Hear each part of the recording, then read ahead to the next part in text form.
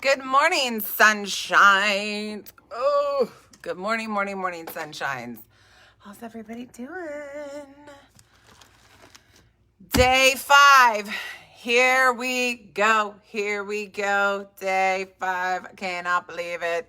Here we are. I'll wait for you guys to log on. And then we are gonna do this thing. I had to come on early today because, well, I just did. 'Tis the season for craziness,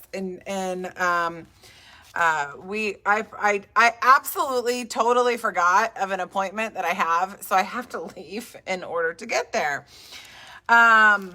But we're here. We're early. I will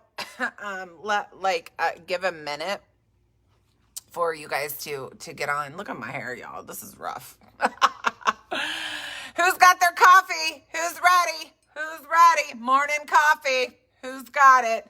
My Christmas coffee cup. Ashley Fernandez. I'm so excited to catch you live. It's my favorite. It's my favorite too. I love it so much. And Ashley, God bless you. I saw that you have been a follower for quite some time. And actually, I have seen your name multiple times over the years. So God bless you. Laura Joe says, I finally made it live. You made it. I love it. Bernice says, good morning. Well, hello, friend. How you doing? So I am wearing my Gangster Prayer brand new sweatshirt, you guys. A lot of y'all ordered these. Hello. A lot of you guys ordered these yesterday. And so there is a link up in my, wherever it is. I don't know where it is. Up or side or below. I don't know. In the caption to get you one of these just in time for Christmas. Would love for you guys to have them. I have a lot of them, but I wear my Gangster Prayer sweatshirts like a lot, okay? Like a lot all the time. They're super comfortable and I just love them. So go get you one. I worked specifically for y'all today. Okay, how we doing? Okay, Jennifer says, hi from upstate New York. Hello, it's probably cold up there in upstate New York, I would think, right now. Is it cold, Jennifer? Let me know. Let me know if it's cold. Let me know if it's frozen, because about this time, for some reason, it seems like it's frozen every single day, and I don't really know what's going on. So comment and let me know that I'm not frozen. But yes, so this is our last day today on Christmas Miracles. If you've not downloaded the podcast from this week, please go do it. It's so good. The content is absolutely amazing. And I just love, Jesus. And I love that, you guys are downloading and listening and all the things. I love it so much. So today, because I don't have a ton of time, I kind of want to get right into everything because for some reason I'm seeing that it's frozen. It's still telling me that it's live, but for some reason I'm seeing that it's frozen, and I don't know. Oh, Michelle says I'm not frozen. Really? Why does my phone freeze every single day? Guys, tell me, help me. I have no idea. Okay, now you're coming through. Okay, got it. You're not frozen. My phone freezes on me. What is going on? Okay. Anyways, today I was thinking last night about, Lord, what do you want me to share? What do you want me to share? I don't ever want to share something that I want to share. I'm not interested in that. I legitimately want it to be from the Lord. And it's like, God, what everyone's telling me, not frozen. Well, I just got a new phone. Someone said time for a new phone. And I think that's the problem. I don't know, like the updates and everything, you know how that is. Like, I don't know. I'm not very good at tech things. So there's that. Okay, so I was praying last night and thinking, Lord, what do you want me to share? And I have shared this in past years. I don't remember when, but I have shared this. I am going to add in some stuff to it. But let me say this. Oh, someone said mine froze too. See, I'm not crazy. Thank you, Susan. Thank you. I'm not crazy. It did freeze for me. Anyways, I was actually thinking last night, I went to my son's choir concert last night, and it was really funny. He was Elvis. He sang Blue Christmas to the whole crowd, and it was hilarious. But I was sitting there and I was kind of thinking about, Lord, what do you want me to share? And he brought this to my mind. And, we've been talking about miracles all week. I was actually looking back through my notes this morning and thinking, oh my goodness gracious. We've gone through a lot together this week. We've gone through a lot of content. We've gone through a lot of all sorts of things this week. And I want to tell you, I love doing that, but the Lord just kind of reminded me, give them something that they can really apply to their lives.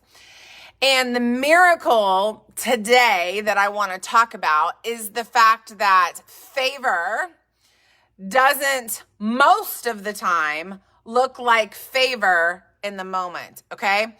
Sometimes when things happen to us, it looks like the worst thing that could possibly happen to us.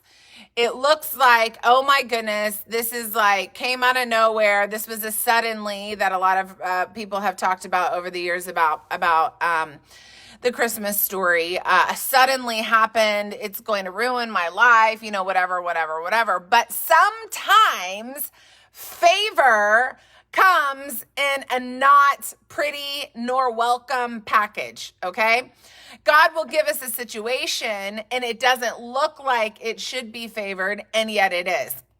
And there's been lots of times, in my life where I've had been introduced to a situation that was incredibly hard, but in time, I saw how much that situation brought about favor in my life. And that's what we're going to talk about today.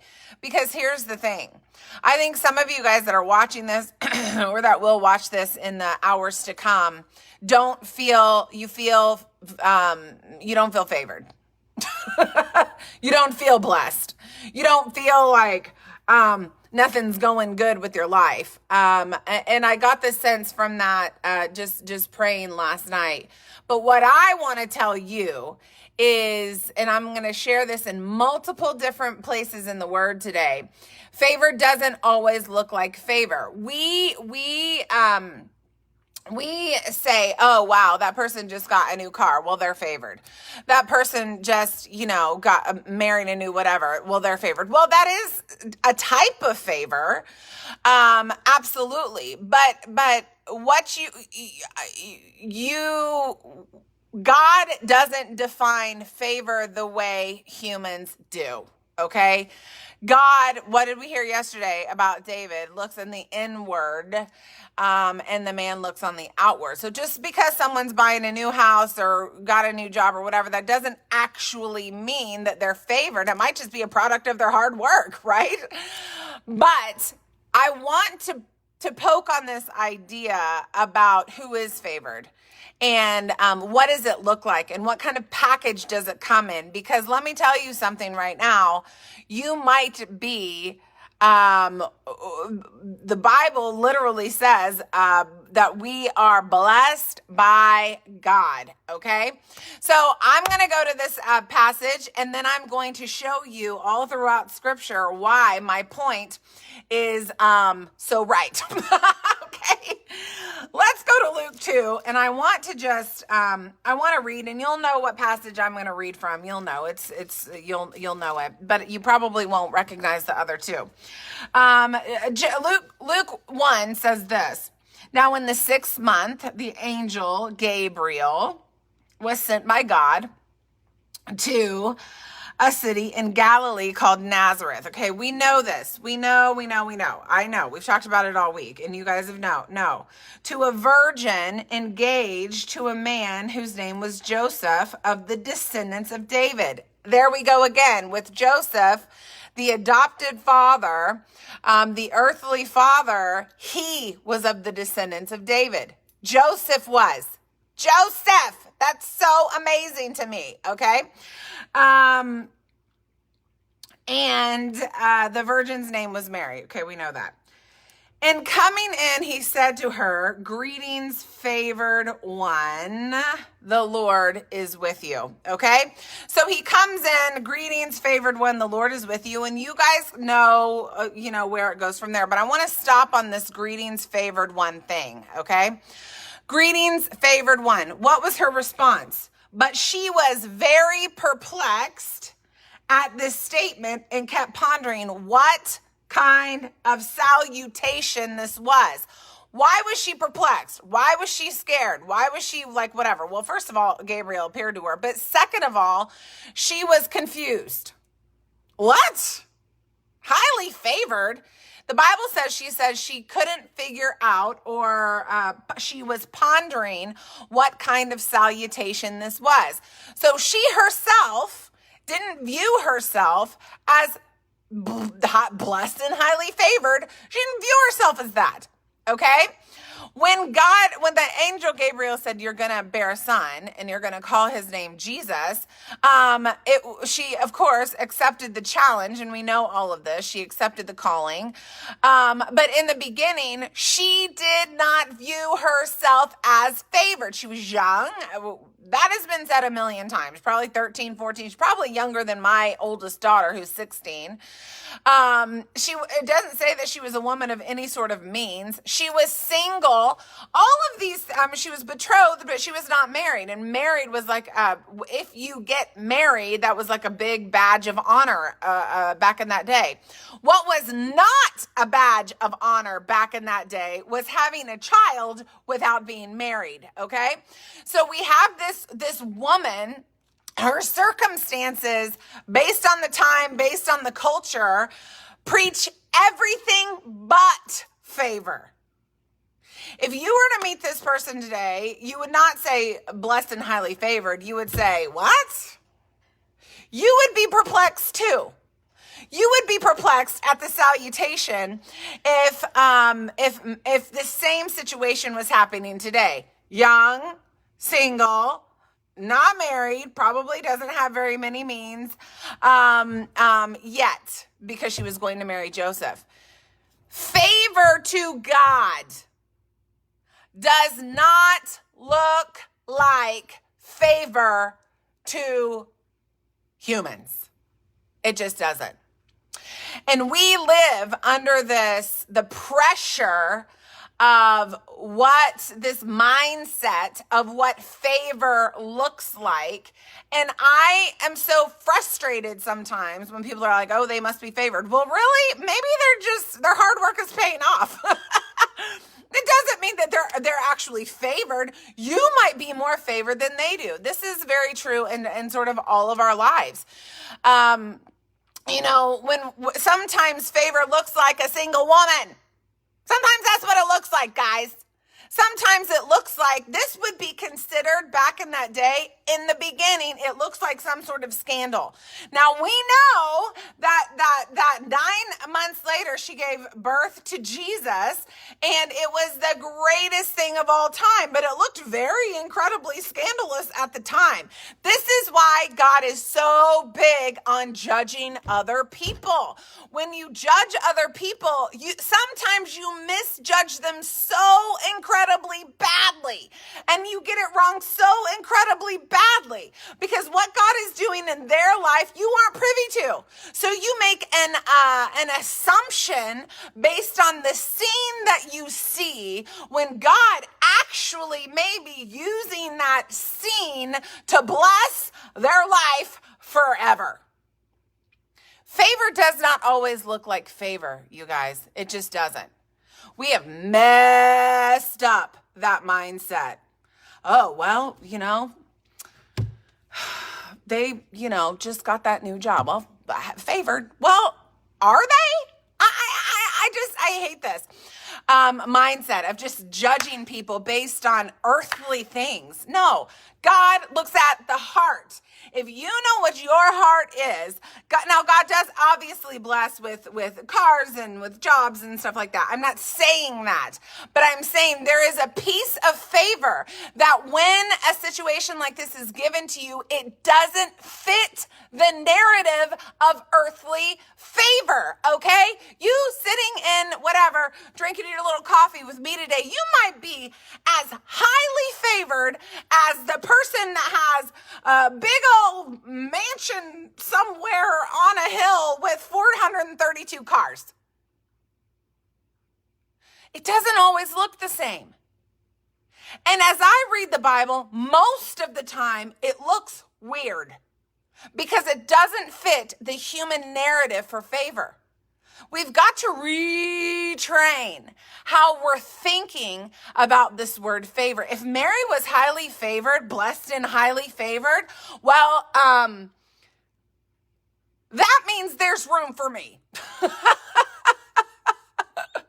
The divorcee kicked out of her church, that means there's room for me, right? Right. Why? Because God doesn't look at your outward circumstances. He's looking at your heart. I know so many pastors, you guys, lots of them, that pastor small churches.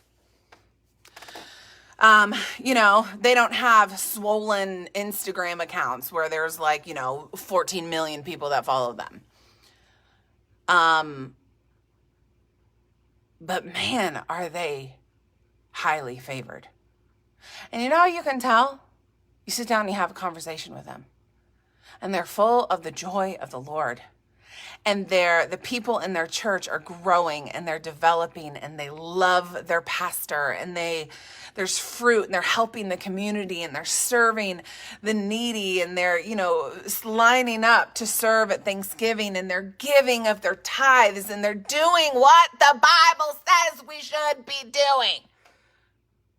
The one with the huge social media accounts, not always the one who is as highly favored as others. Why? Why do we think that? It's because the enemy has gotten in our mind and told us one thing. And we have started believing a narrative that isn't God's narrative, you guys. It's not, okay? So here we have Mary. Now listen to this. At the end of this discourse between her and Gabriel, she says, "Behold, let it be." We know her heart. We see her heart right here. We see why God blessed and highly favored her right here. "Let it be, Lord, according to your word." And the angel departed her as soon as she agreed. Now, verse 39, and we don't talk about verse 39 as much as we should. "Now, at this time, Mary rose and went in a hurry to the hill country, to the city of Judah, and entered the house of Zacharias and greeted Elizabeth." Now, Elizabeth was her cousin, and Elizabeth was pregnant with who? John the Baptist, which is another miracle because she was old, okay? "When Elizabeth heard Mary's greeting, the baby leaped in her womb." Single mom. She is not married. Guys, blessed and highly favored. Where's my single moms at in the house? Let me tell you something today. The Lord sees you. The Lord sees exactly what you're going through. The Lord sees how amazing that you are. Let me tell you, I love me some single moms out there because I am not a single mom. And I have no idea how you guys do it. Your hearts are incredible. And I met so many single moms, and I just want to say, God bless you. God sees your work. God sees your heart. And I just love me my single moms, okay?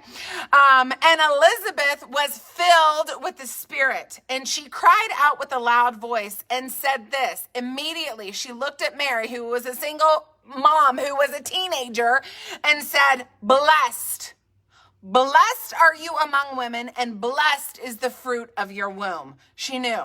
And as it happened to be, the mother of my Lord would come to me. Okay.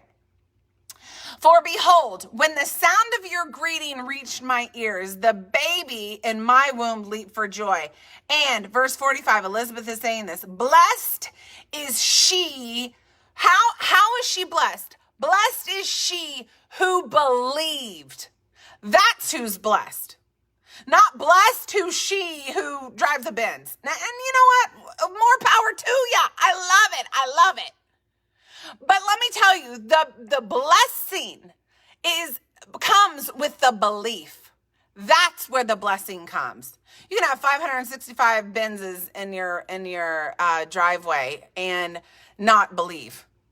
The blessing comes when we believe what the Lord has said us. Elizabeth said this, and blessed is she who believed that there would be fulfillment of what had been spoken to her by the Lord. So she's saying, blessed are you, and you're blessed because you believed. So if you believe right here on my little call today, you are blessed. You are blessed. It is a blessing to have a God who speaks so specifically to us. And we believe him and we see the fulfillment of what he says. Why do you think I study for hours and hours and hours on end? Why do you think I study so hard to bring these messages to you? Because I believe that God has asked me to do this, because I have seen what he can do when you believe in his name. The blessing is in the belief. Okay, that was good. That was so good, okay? I want to move on, and I want to talk about right in this miracle idea that the favor doesn't always look like favor. Okay.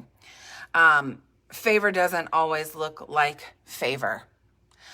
If you go to Matthew 1, I want to show you, actually, you know what? I'm going to go to another passage first.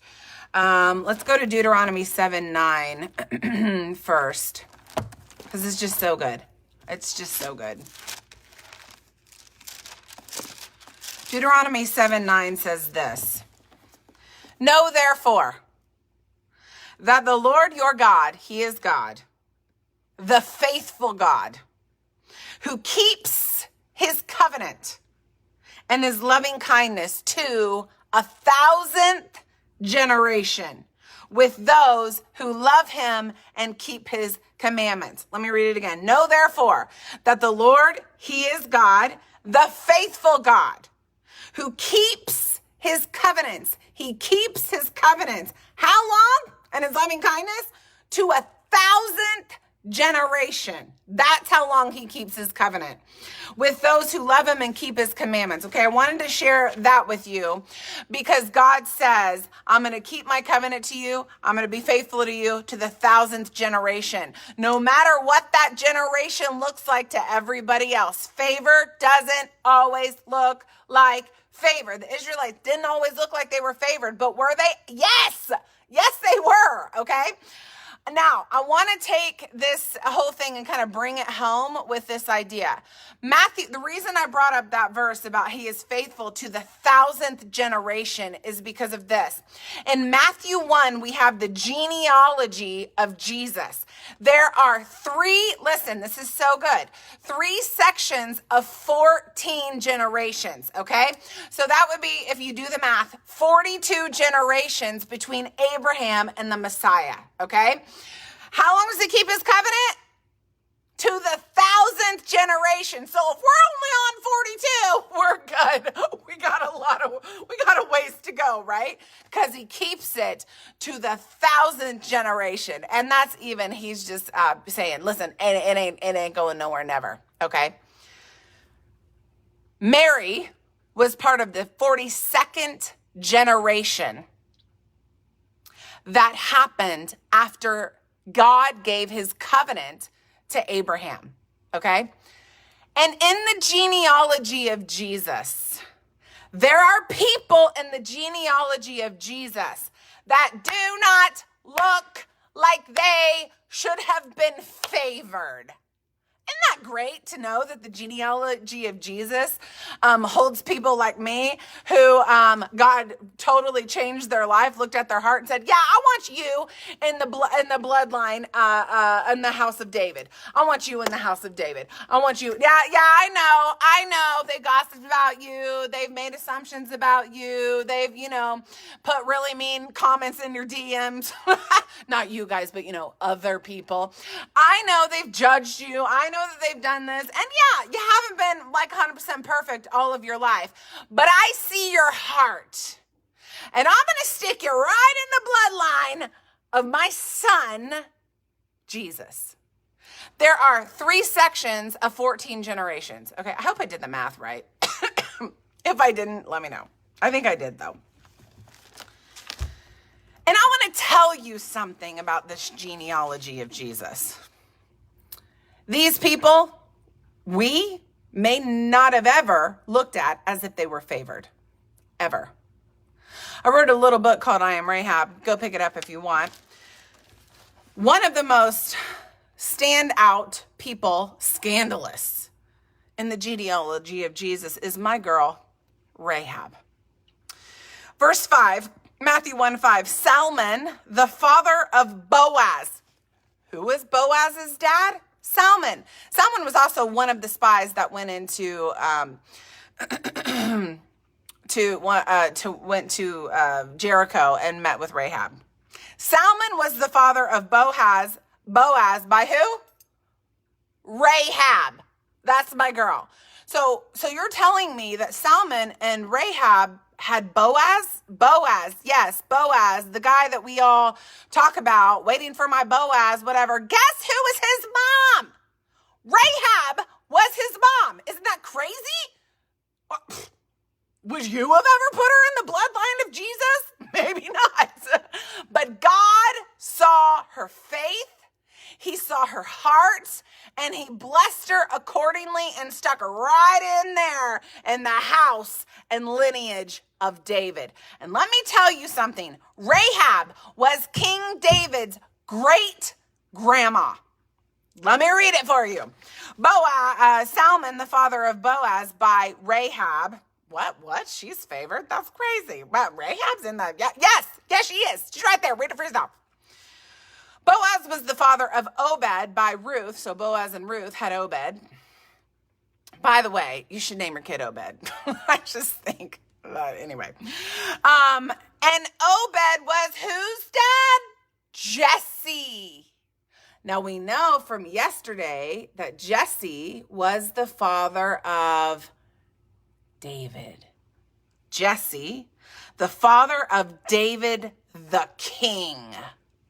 So this is what I'm telling you. My girl Rahab is right in there in the blood, in the house and lineage of David. Not by blood, because I know her story, and she was in Jericho, and she actually worshiped the gods of Jericho. Ra, she was named after Ra, the sun god, not by blood, but by choice.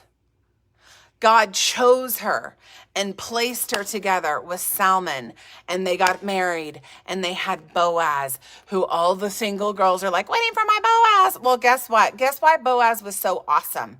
Because his mom, Rahab, knew a little thing about the forgiveness and the grace and the power of God. She knew about second chances. So Boaz, when he met Ruth, was able to give her a beautiful second chance that even Ruth and Naomi weren't expecting. Favor doesn't always look like favor. It just doesn't. So I'm telling you today, if he keeps his covenant to the 1,000th generation, and God put Rahab in those 42 generations before Jesus' birth, I'm telling you what, he is so faithful. He is so good. He's going to keep his covenant with you too. If what you're experiencing right now doesn't look like favor, it doesn't look like it's in a pretty package. Jesus, the Christ child, was laid in a manger.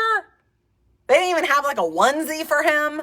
Like, that's crazy. He wrapped in swaddling clothes. That don't look like favor to you.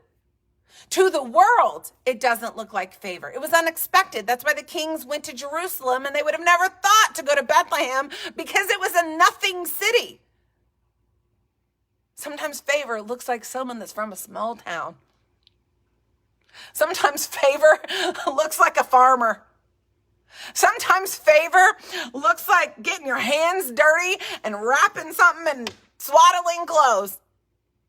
But that's not what the world tells us. But I'm telling you, this is exactly what the Christmas story, and yes, I did say Christmas story, preaches to all of us.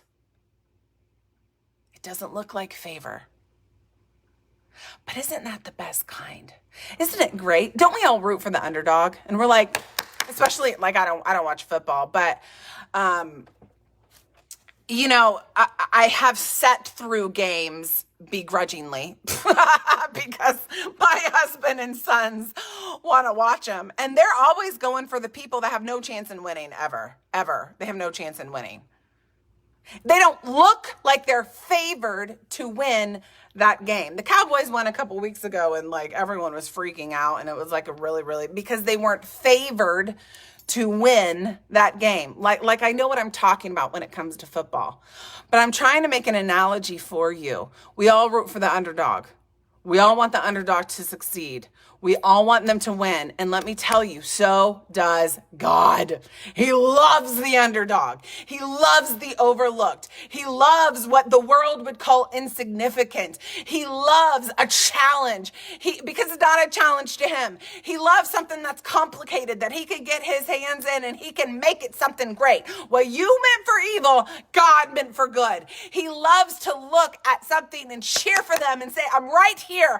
I'm going to help you through it. Yeah, it looks crazy right now, but the favor that they're going to see is in the future. I'm telling you right now, you're blessed and highly favored, and you might not see it yet, but the favor is going to come to them in the future. You're favored right now, but to them, it's going to come in the future, and one day they'll see what I already know. Oh, so good. So good. The last thing I want to leave you with, y'all gonna love this, is, you know, when a couple years ago, The Blessing came out. The song The Blessing came out. I remember reading it. Listening to it. And oh my goodness, I cried the very first time I listened to it. I mean, it was like the world's anthem, I feel like. The world's anthem. But it's scriptural. And so as we leave today, I want to go into the rest of the Christmas season. We got a couple weeks left. And I want to read to you what Moses and Aaron, what they said continually. Numbers 6:22 says this.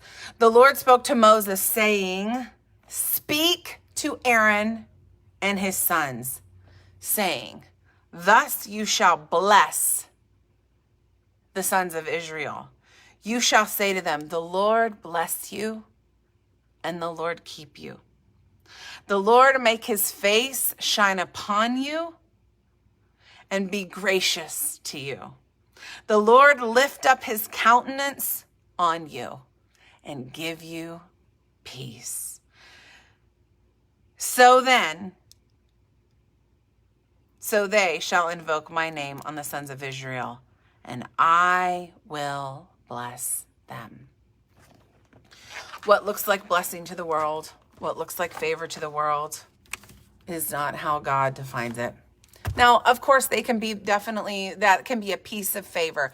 Don't hear me say that wrong, okay? Don't hear me say that wrong. I'm like, more power to you. If you want to get a new car, more power to you. If you want to buy a new house, more power to you. Listen, that is a piece of favor. but it's not the whole story of favor. Okay. And I'll bet you those people that are buying new cars, houses, whatever, and they look all favored or whatever, probably went through something that looked incredibly difficult years ago. You just didn't see that piece of their life. What looks like favor to you is not what favor is to God. Okay. Love you guys so much. I hope you enjoyed this week. Are you guys enjoying this? Sometimes I think I should chop them up and do like one per week rather than 5 in a row, because this is a really stressful week for me and my family. I have preached you guys 8 times this week, 8 times. That's a lot. That's a lot of content. That's a lot of stuff to study through, but I've preached a lot. And I just want you to know, those of you that God, that the Spirit of God lays on your heart to message me and to encourage our team and to comment so sweetly. So many of you guys comment so sweetly. I want to tell you, we see those, and they bless me deeply. I got a message from someone a couple days ago, and it was a long message. I ended up seeing it because, of course, the team, looks through our messages and stuff like that, because we want to make sure that we have a team, so every one of you guys is seen. Okay. And if we miss it, it's really just an accident. We don't mean to miss it if you message us. I don't know her name. I wish I would have her name, but I actually screenshotted the message because it was talking about my podcast this past week. And it made me cry, you guys, because she said, you have no idea how confirming and how life-changing this specific word was for me. And I'm telling you right now, it's things like that make me get up at 4:30 in the morning and study my hiney off so that I can bring you guys the word. It's moments like that. I want you guys to be encouraged in the word of God the way he has encouraged me through the years. And so for those messages and for the comments and, whatever, that are so wonderful. We get more great comments than we ever get negative ones. We used to get a lot of negative ones. We don't get as many of those anymore. Maybe just because they're like, oh, I know what she's doing. But for those of you that take the time to type out 2 paragraphs, a paragraph, a sentence, and say thank you, this meant a lot to me. It means a lot to me. Okay. I screenshotted it, sent it to the team. I was like, guys, look, God's using our ministry. And it was just very precious to us. So, we love you so much. Listen, I'm your internet best friend. I'm right here with you guys. I love you. And I'll probably do a couple lives in between now and Christmas, but this is like the majority of the content. There'll be thoughts, not messages, from now to Christmas, because I want to spend time with my family. But have the merriest Christmas if you don't catch them. Check back the page often just to see if I do post something. Thank you so much this year for your support, for all the shares, you guys, for all the, sometimes I get tagged in something and they're like, oh my gosh, go follow this girl. And, after doing this for almost 10 years, which is crazy, it means so much to me that you guys to keep coming back and getting the fruit of the ministry. And, I feel like you expect some biblical content when you come over to our page. And we love you. We treasure you. And just Merry Christmas from my entire family, my entire team to you. Next year is going to be amazing. God has already given me a word for next year. And it is going to be amazing. I'm looking forward to 2022 with eyes of the best hope ever. So I love you guys, and I will see you soon. Merry Christmas.